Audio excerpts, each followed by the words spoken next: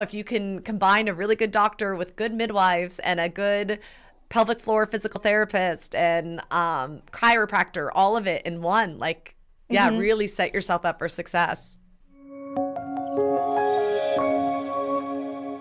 Okay, what's the best way to prepare your pelvic floor for birth? I'm due with my second child in April and I'm hoping for a VBAC.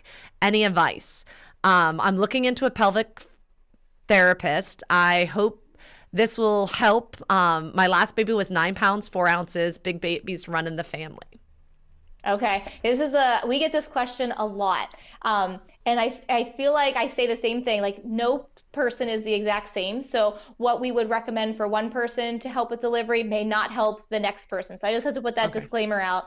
What we tend to lean towards is working on flexibility a lot with people, because the more flexible you are, the easier it makes birthing a bigger baby. The ligaments are gonna, get lax during the birthing process. So that will help spread the pelvic bones a little bit. But then the more flexible you are, you can get your legs up a little bit easier to help with the pushing.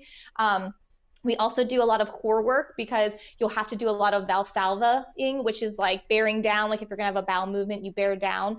So we work on a lot of core work to help with making it easier for you to be able to push. Those are about the two things we almost always recommend. So Okay. hope Yeah, that no, helps. that's good advice.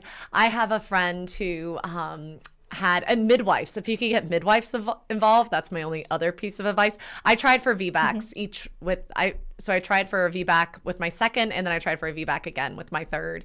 Unfortunately, I had to have C-sections, and I'm so thankful for modern C-sections but I don't wish that upon anyone. I think that if you can have a vaginal birth, that's best. But I have a friend in Ireland who it was her seventh baby, and they don't actually know how much the baby weighed because the scale only went up to 12 pounds. Oh my gosh. She Oh said that, my gosh. right? It was her seventh baby. So, like, she had had a few others, but like, they don't know. Like, probably a 13-plus-pound baby, which is crazy. But Wow. she did not rip. She did not tear. She said it was one of her easiest Wow. deliveries. And she said her midwives were so good. They stopped her and had her breathe different ways in all these different positions. And she just listened to them. And the baby came Hmm. out. And she said she was shocked when he came out and he was that big. And she's like, it's a 3-month-old. Like, Yeah. but I love, and she said she recovered fine from it afterwards. And I was just shocked. I'm like, oh my goodness, did they have to like slit you? Did they? And she's like, no, I didn't need a single stitch, nothing.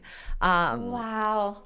yeah. So I think when you can, I don't know, if you can combine a really good doctor with good midwives and a good pelvic floor physical therapist and chiropractor, all of it in one, like, yeah, Hmm. really set yourself up for success. Yeah, a good team is critical, and I feel like some people just get parts of the team. So I know for me personally, I'm always like, okay, who else have you talked to? Have you considered this? And I don't have all the right answers, so I'm usually going back to whoever referred them to me and saying, hey, what about this? Like, have you thought about this? Do you think this would be good for this case? Like, just trying to think of other ways to get them to the result that they're looking for.